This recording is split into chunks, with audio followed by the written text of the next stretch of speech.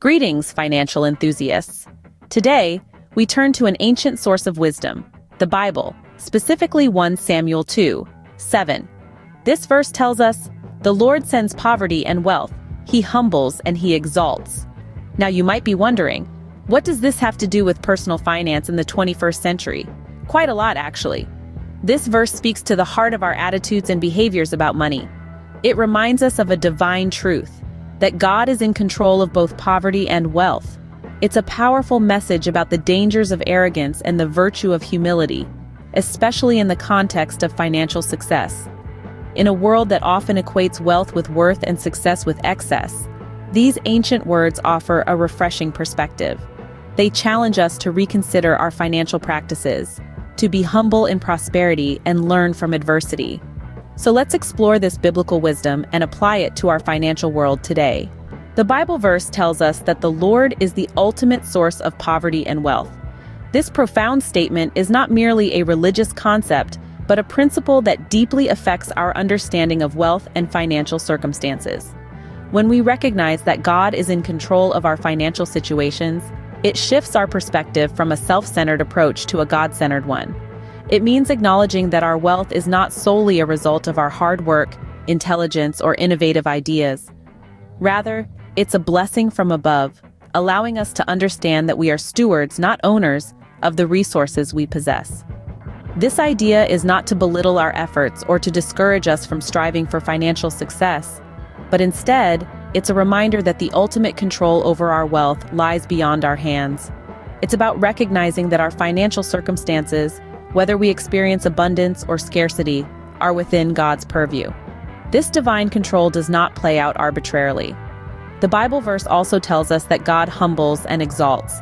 It's a reminder that there are times when we may be brought low, not as a punishment, but as an opportunity for growth, a lesson in humility, and a call to trust in God's provision. Conversely, there are times when we may be lifted high, blessed with abundance, not just for our enjoyment, but also for the responsibility it carries. This biblical perspective has a powerful application in our modern financial aspirations. In a world that often equates success with wealth, it's easy to fall into the trap of arrogance, to believe that we are solely responsible for our financial success. But humility is the antidote to this.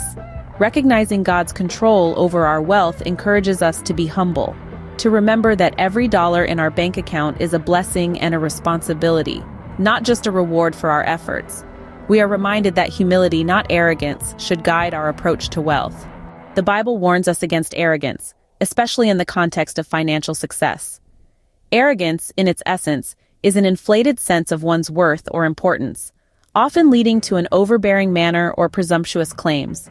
When this attitude seeps into our financial lives, it can become a recipe for disaster. Let's consider an example from the Bible, the story of King Nebuchadnezzar.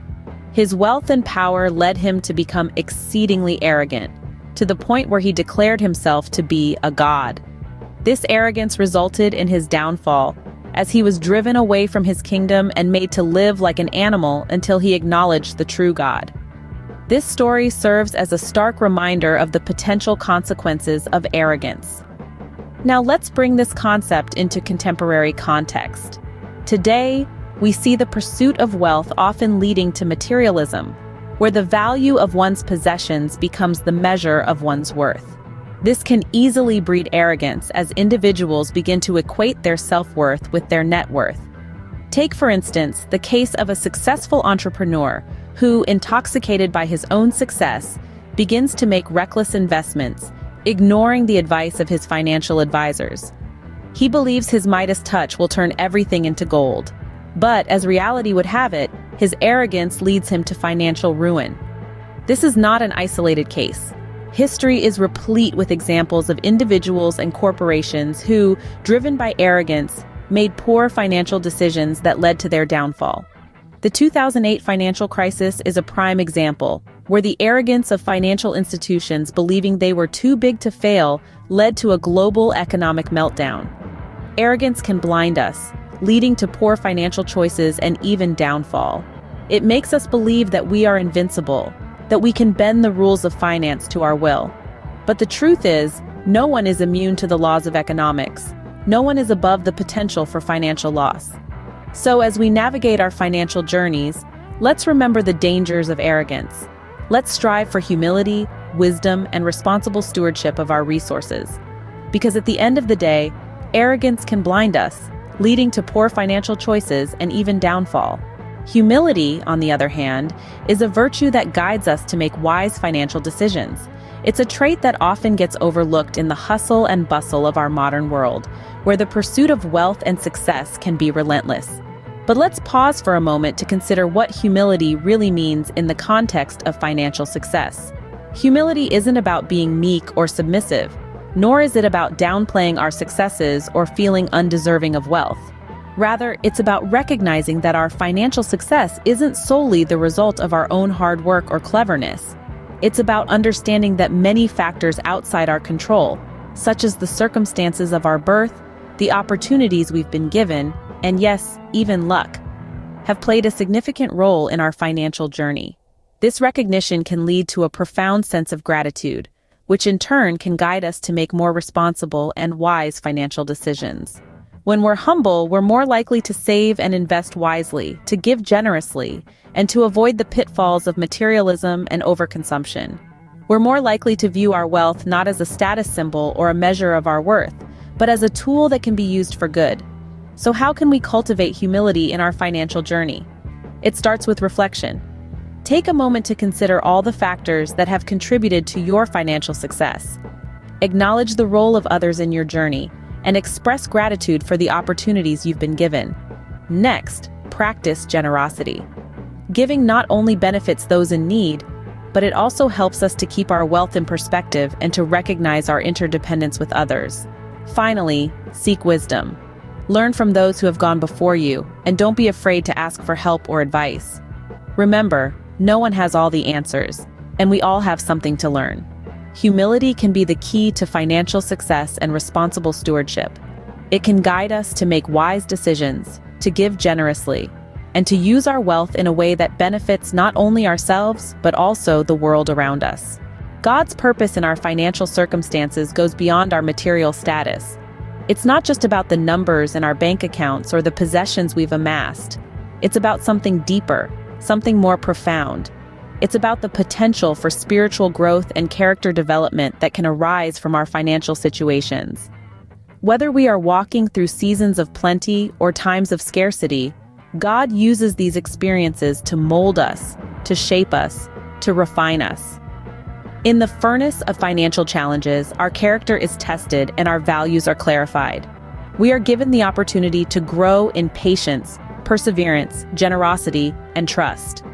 When we are blessed with abundance, we are invited to exercise wisdom, gratitude, and stewardship. These are not just financial virtues, but spiritual disciplines that enrich our lives and deepen our relationship with God. And so, as we navigate our financial journeys, let's remember that our wealth or lack thereof does not define us. Rather, it's the character we develop, the virtues we cultivate, and the way we respond to God's leading in our finances that truly matter.